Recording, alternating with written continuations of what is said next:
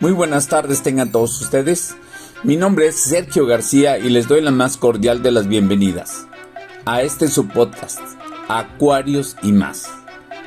Acuarios y Más se transmite en diversas plataformas como Spotify, Amazon Music, YouTube y Facebook.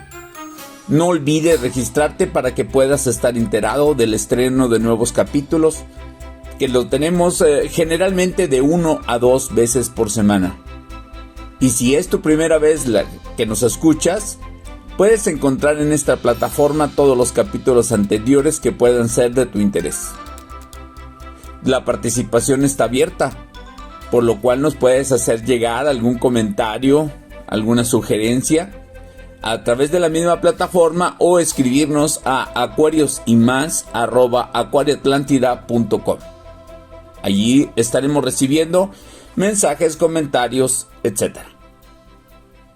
En esta ocasión hablaremos de un gran tema que nos llevará 2 programas. El día de hoy trataremos el acuario marino parte 1. El acuario marino pues es un tema muy grande.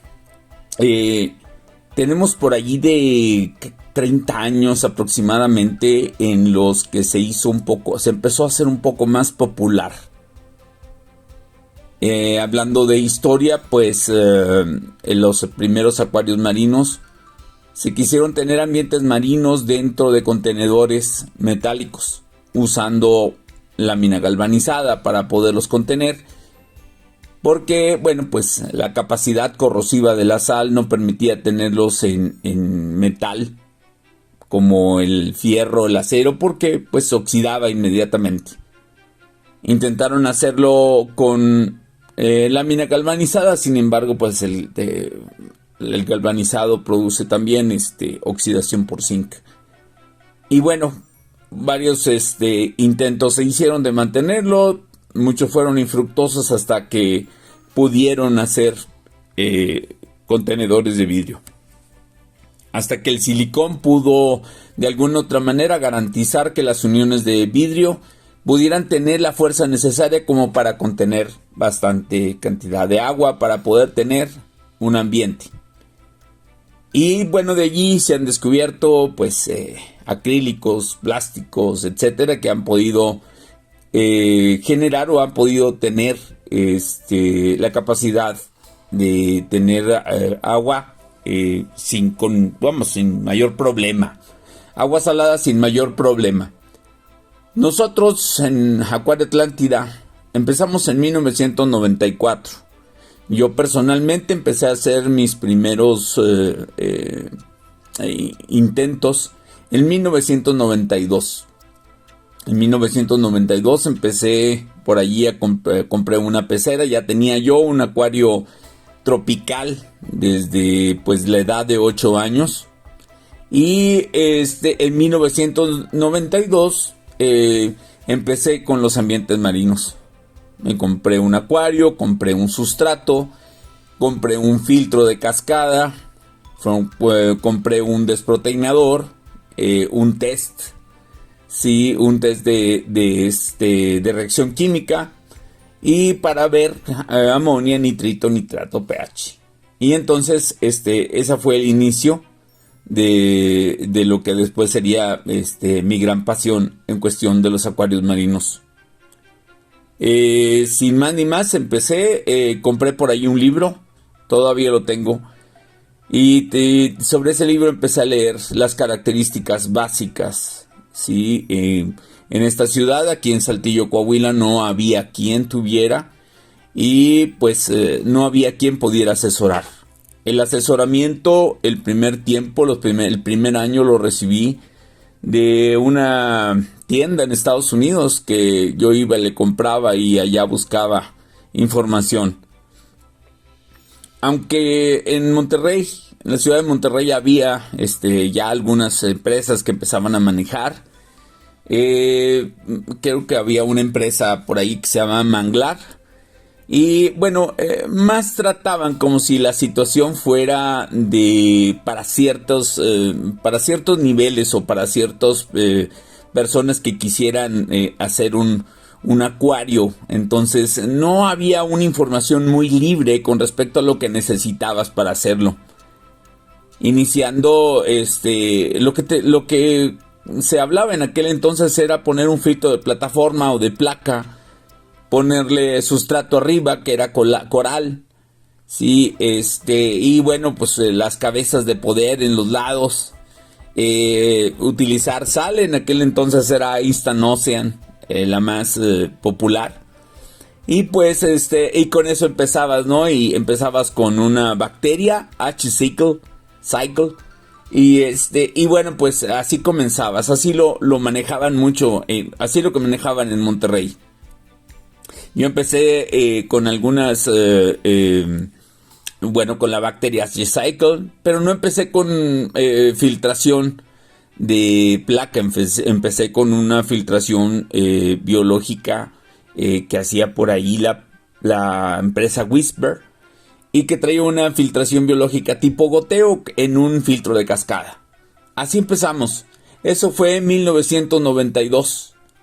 Para 1994 empecé a manejar peces para venta público.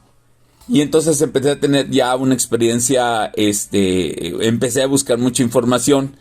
Mi primer libro importante fue El Acuario Marino de Warren Burgess. Y fue difícil conseguirlo, pero bueno, cuando lo conseguí, era la versión chica del libro, la versión pocket del libro. Y bueno, de ahí venía mucha información que después me ayudó para entender mucho de lo que se estaba propiciando. El acuario marino es una reproducción de los ambientes marinos. Es un trozo de esa vida marina, y es verdaderamente un reto hacerlo. Cada vez nos la ponen más difícil porque quieren hacerlo en pico o en nano arrecifes, en donde pues a veces son 4 o 5 galones y a veces hasta menos. Y pues bueno, la verdad, quien se atreva a hacer este tipo de situaciones, entre más chico sea un acuario o un contenedor de agua que lo tengas para hacer un acuario marino, más difícil es. Porque se vuelve más sensible entre menos agua tenga. Entre más agua tenga, pues obviamente algún deceso, algún incremento en el amonía es menor por la cantidad enorme de agua. Es algo muy atractivo. Es algo que nos llama mucho la atención, poder propiciar vida. Ver especímenes como cangrejos, estrellas, erizos y peces de muchos tipos, de muchas formas, de muchos tamaños. Hablaremos de esto porque esto es muy importante que entendamos que aquí hay peces de muchos tamaños, de muchas formas, y que debemos de escoger el pez de acuerdo al tipo de acuario que querramos desarrollar. ¿Sí? El tamaño que nosotros tengamos de la urna del acuario, que a veces puede ser de 30, 40, 50, que lo más recomendable pues debería de ser mínimo el primer acuario que tengas entre 30 y 50 galones. Como les digo, hay aplicaciones y hay intentos y hay gente que motiva mucho a la gente diciendo tú lo puedes hacer con 10 galones, con 15, y yo les digo que no, sí lo pueden hacer, pero tienen muchos problemas. Recuerdo que en algún tiempo, por allá de cuando se inauguró la película de Nemo, hubieron algunas personas que pusieron en el periódico la venta de kit especiales de Nemo, ¿no? Creo que así se le llamaban. Y bueno, estos salían en el periódico y te decían cuesta tanto. El costo incluía pues una horna de 10 galones, la sal, el sustrato, el filtro de placa, las bombas, el densímetro para medir la salinidad y pues también todo lo relacionado a la filtración, pues en realidad nada más era la cabeza de poder, bacteria, sí, y una iluminación que no era más allá que una iluminación fluorescente. Te lo vendían con todo y el pez y te decían, tú llega a tu casa, ponle agua y luego ponle sal al acuario, nivélalo, saca el nivel con el nivel adecuado de la salinidad con el densímetro que hablaremos en esta parte de cómo medir. Y entonces ya cuando tengas la densidad, entonces le pones el pez. Y era un súper error cuando nunca no se produjo una maduración del acuario a través de la generación del ciclo biológico. Y bueno, pues fueron muchas muertes, fue mucha decepción, mucha gente que pues bueno, quería tener eso que había visto en la película, quería tener peces medianos, grandes, porque la película pues sí no es lo apropiado, es decir, lo que se ve en la película nada que ver, no es posible poner lo que ellos están poniendo allí. Y pues bueno, lo que ocasionaron fueron mucho desánimo, mucha gente decepcionada, mucha gente que verdaderamente pues terminó por quitar el acuario y nunca saber más por el gasto que habían hecho, por la mortandad que se había entendido, porque primero se enfermaban y bueno, se enfermaban los peces y terminaban por morirse. Eso fueron los inicios, eso fue estar en una situación de no saber. Afortunadamente, y a veces no tan afortunadamente, pero tenemos las redes sociales y tenemos otras formas de conocerlo. Afortunadamente porque tenemos acceso a muchas fotografías, información, etcétera, pero también desafortunado porque hay cada persona que comparte cosas equivocadas, cada falso conocedor que verdaderamente tiene a lo mejor algún tiempecito y ya con eso se cree que puede ponerse delante de una cámara y grabarse y decir que pues que tiene éxito y hasta recomendar y creer que sabe, ¿no? Yo les invito a todos aquellos a que tengan cuidado con todo este tipo de situaciones. Yo les digo que hasta lo que yo digo, contrástenlo con revistas, con publicaciones, con artículos que puedan encontrar por internet. Básense siempre en una información, como les dice, arbitrada, sí, sustentada, fundamentada por escritos, por revistas, como les decía. Porque muchas veces personas que tienen muy poco conocimiento, se hacen ver como unos expertos y verdaderamente puede causar un daño muy grande en tu acuario. Empecemos con con el punto de acuarios marinos, ¿sí? ¿Por qué acuario marino? Bueno, pues es agua salada, también le dicen, saltwater aquarium. Y esto es porque aproximadamente tiene 30 gramos de sal por cada litro de agua. Sí, generalmente en todos los mares lo vas a encontrar así. Hay diferencias, sí, de mares a mares, sí las hay. Y también platicaremos sobre esas diferencias.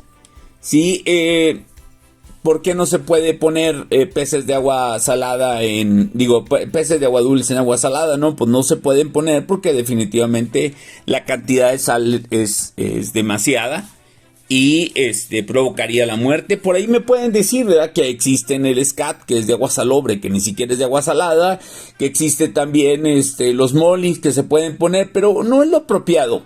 Tal vez vivan, pero no sabemos qué también viven. Entonces, algunos los utilizan para maduración y no. Para eso hay otras cosas que se pueden utilizar y que podemos echar mano para que eso tenga éxito. Y no hagamos cosas que no son las apropiadas, ¿no? Porque no sabemos qué tanto estamos forzando a esos especímenes, ¿sí? Y tampoco, ya hablaremos en un post podcast, en un episodio diferente, hablaremos de los especímenes que sirven para arrancar el acuario. Sí, porque definitivamente hay cada persona, no sé con qué intenciones, da a conocer listas de recomendados cuando verdaderamente no deben de meterse como lo han comentado. Hay que tener mucho cuidado con esto y hay que fundamentarse y leer. Bien, entonces decíamos son 30 gramos por litro.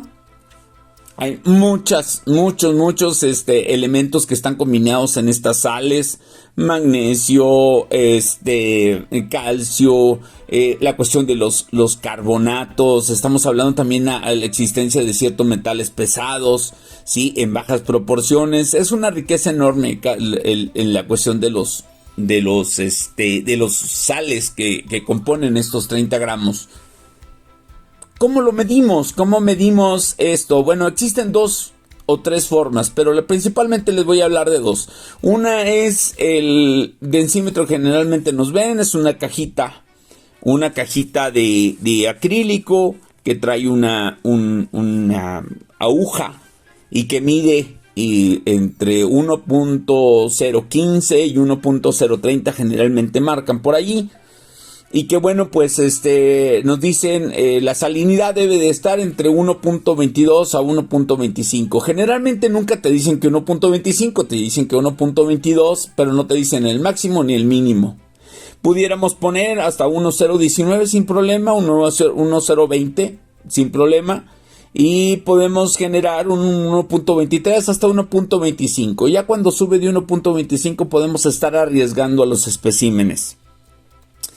Recordemos, y esto es muy importante, que al evaporarse el agua por el movimiento, por el cambio de temperatura, que existe un proceso de evaporación diaria, de poco a poco, cada que se evapora el agua y lo que se queda es la sal. Por lo tanto, aumenta los niveles de sal en un acuario que se va quedando sin agua. Nunca permitamos que exista, oye, pues ya le falta, no sé, le faltan 5 o 10 litros, pues no dejes que verdaderamente llegue a tanto, porque la densidad, tiene cambios, y estos cambios de la densidad pueden provocar estrés en los peces y enfermedades. Entonces siempre manténlo en un nivel y pues cada 2-3 días trata de ver, ¿verdad? Si a lo mejor vives en un lugar en donde la temperatura es significativa y que puedas tener, he conocido lugares en donde le ponen una jarra de agua de 5 de 7 litros diarios por los procesos de evaporación. De hecho, hay sistemas especiales para poder mantener el agua a un cierto nivel, porque pues hay que echar una cierta cantidad de agua todos los días. Y hay gente que dice, no, prefiero mejor automatizar. Pero bueno, el medidor es el hidrómetro o el densímetro que le dicen, el que mide la cantidad de densidad de sal en el agua. Y pues bueno, hemos dicho entre 1.022 1.025, ¿sí? Con una tolerancia de 1.020, y yo diría que no nos pasáramos de 1.025. Hay especímenes que no lo soportan, los incomodas, no se mueren en la primera, pero sí puedes generar un ambiente no apropiado. Otra forma de medirlo es algo más exacto, son los que les conocen como refractómetros. Esto es un aparato que te lo pones en el ojo, si es una especie como si fuera un telescopio chiquito. En la punta le pones una gota de agua de tu acuario, y ahí te mide la cantidad. Y ahí te mide la cantidad de gramos de sal. Y bueno, pues allí, de cantidad de sal. Y hay que hacer por allí, porque no es lo mismo una densidad específica que se llama SG a lo que es la cantidad de gramos por litro de agua. Hay que tener en cuenta precisamente por ahí. Voy a ponerles, para los que me ven o los que nos están viendo en imagen, que no es un podcast de audio solamente, les voy a poner una tabla, una tabla en la que te puedas guiar para estas dos formas de medición. Se miden partes por millón, el refractómetro, y el otro, lo que estamos hablando del densímetro, estamos hablando del SG. La sal puede variar, la cantidad de densidad puede variar de acuerdo a diversas, pueden haber diversas mediciones en diversos lugares en el mundo. Me voy a referir, por ejemplo, el Mar Muerto. El Mar Muerto por eso es muerto, porque tiene mucha cantidad de sal que permite muy poca vida. Sí, por eso le llaman Mar Muerto, esa es una. Y el Mar Rojo, por ejemplo, el Mar Rojo tiene una densidad muy alta, entre 1.25 y 1.27, y 1.025 y 1.027, y bueno, este Mar Rojo permite la existencia de peces con mucho color, con mucha intensidad, pareciese que están encendidos, muy intensos. Y también provocan variantes de peces. Por ejemplo, uno de los que más me gustan del Mar Rojo, el emperador. Sí, el ángel emperador se ve más intenso que en otros lugares en donde existe. El Cebrasoma belliferum o cirujano de velo. Por ejemplo, el cirujano de velo en el Mar Rojo se llama Cebrasoma desjardini. Y si se ven las diferencias, voy a ponerle las imágenes también a quienes nos están siguiendo con video. Y las diferencias son bastante interesantes y sustanciales, tanto que son dos peces diferentes. El Cebrasoma belliferum, que es el que podemos encontrar en más lugares, y el Cebrasoma desjardini, que es el único que existe, o existe solamente en el Mar Rojo. Y bueno, como les digo, muchos colores, mucha intensidad y diversidad. Pues bueno, se debe por la existencia de mayores concentraciones de sal, que implica también otros niveles, la existencia de otros minerales que dan esta particularidad. El ciclo biológico, voy a hablar de lo que sigue. El ciclo biológico, esto es importantísimo. El ciclo biológico también debe de entenderse en el agua dulce, pero principalmente en el agua salada. El ciclo biológico es el que nos permite entender, o el ciclo del nitrógeno que le dicen, es el que nos permite entender cómo en un acuario puedes ingresarle alimento, puede ser comido, puede ser digerido, puede ser excretado. Y se pregunta uno, ¿dónde queda todo esto? ¿Dónde queda estos desechos de alimento y desechos de fecales? ¿Dónde quedan? ¿Dónde se deshacen? ¿Por qué no atacan al pez a través de la amonia, verdad? ¿Por qué podemos mantener niveles? Bueno, por la existencia de este ciclo biológico. El ciclo biológico es entendible que la primera parte, los desechos fecales o los desechos de alimentos, provocan niveles de amonia. El amonia ataca las branquias, ataca al pez, lo estresa y lo puede matar en cuestión desde 2-3 días hasta horas, dependiendo de la concentración. Y la otra, bueno, de ahí, del amonia, se oxida y hace la existencia del nitrito. El nitrito es la segunda parte, o la segunda fase, o la etapa de este ciclo biológico. Y bueno, el nitrito no permite que viaje el oxígeno a través de la sangre, y que los tejidos no sean irrigados por sangre, ¿no? Se mezcla con la sangre y transporta nitrito y no transporta oxígeno, y entonces existe un plan de disminución de oxigenación del pez, y que puede matarlo a lo mejor entre algunos días y hasta 2-3 semanas, ¿sí? Estas dos mediciones deben de ir en cero cuando ya está el ciclo biológico maduro. El tercer punto es el nitrato. El nitrato es la tercera etapa de la filtración. El nitrato es un poco más inocuo ya casi no les hace daño a los peces, a los invertebrados sí, pero también debemos de tenerlo en niveles bajos. Se recomienda tenerlo entre 20 y 40 partes por millón. Aunque digan, hay gente que dice que es cero nitratos, no es posible. No es posible porque dentro de una filtración biológica debe de existir una cierta cantidad, por lo menos que sea, pero sí debe de existir. Hay gente que comenta que no existe, bueno, porque le meten resina, le meten a lo mejor reacciones químicas, algunos aditivos, y pues bueno, tratan de verlo así, pero en realidad debe de existir algo, ¿no? Entonces, no máximo de a lo mejor de 40 partes por millón, a lo mejor sería tenerlo por ahí de 20 y sería bastante apropiado. Por aquí existen dos bacterias importantes. La primera bacteria es la que oxida de amonia a nitrito, y esa bacteria se llama nitrosomona. La nitrosomona es una bacteria que oxida el nitrito, el amonia, y lo produce en nitrito. Y luego existe otra bacteria aeróbica que hace la transformación o oxida del nitrito al nitrato y se le llama Nitrobacter. Estas dos son aeróbicas. Porque son aeróbicas es posible que existan, o más bien existen en la filtración. Por eso el movimiento, los niveles de oxigenación alto, etcétera, y que estas radican en el filtro, y esos son los que hacen posible.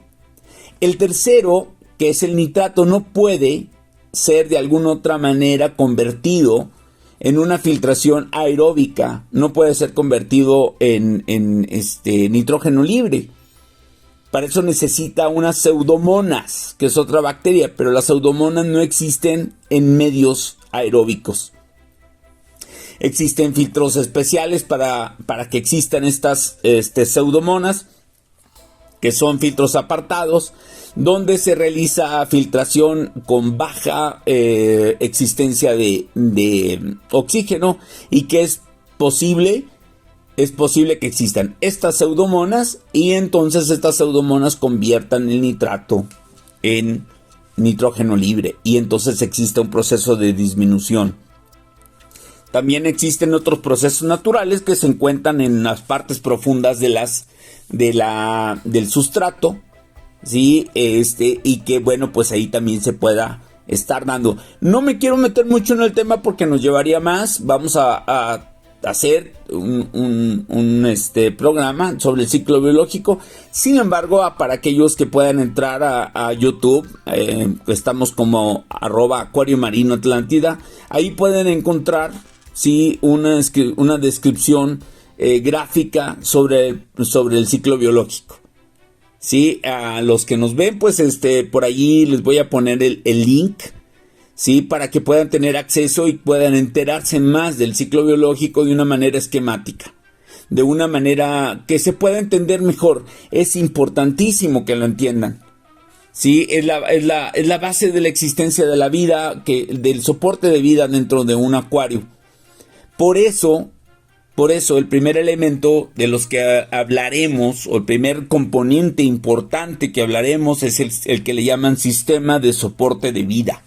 Y el primer punto el primer componente del sistema de soporte de vida, pues lógicamente es la filtración, los diferentes filtros que existen, sus características muy generales, sí, sus ventajas y sus desventajas. Sí, pero bueno, se nos ha acabado ya el tiempo, por lo cual dejaremos esto para la segunda parte, donde hablaremos del sistema de soporte de vida, del sistema de iluminación y de lo referente a los sistemas de circulación del agua. Estas tres características muy importantes ya lo veremos en el siguiente episodio, el número 4, donde hablaremos del acuario marino parte 2. Repito, hablaremos de el sistema de soporte de vida, el sistema de iluminación y el sistema de circulación del agua. Sí, entonces no se lo pierdan, estaremos notificando por allí a los que tengan por allí acceso a YouTube, que puedan registrarse. Allí les va a lanzar una invitación al siguiente programa, a su publicación. Y pues como les digo, estos capítulos estos episodios estarán disponibles de 1 a 2 veces por semana. Bien, bienvenidas todas los comentarios que tengan al respecto, preguntas, como les digo, pueden enviarnos un mensaje por correo electrónico a aquariosimas@aquariatlantida.com. Yo me despido, mi nombre es Sergio García y bueno, les deseo todo lo mejor, que tengan mucho éxito en sus acuarios y que espero mucho sus comentarios. Nos vemos en el capítulo siguiente. Saludos y buenas tardes. Síguenos en Spotify y Amazon Music, así como en Google Podcast. También estamos en Facebook, Instagram y YouTube como @Acuario Marino Atlántida. O bien en nuestro sitio www.aquariatlantida.com. Déjanos tu mensaje en el correo aquariosimas@aquariatlantida.com.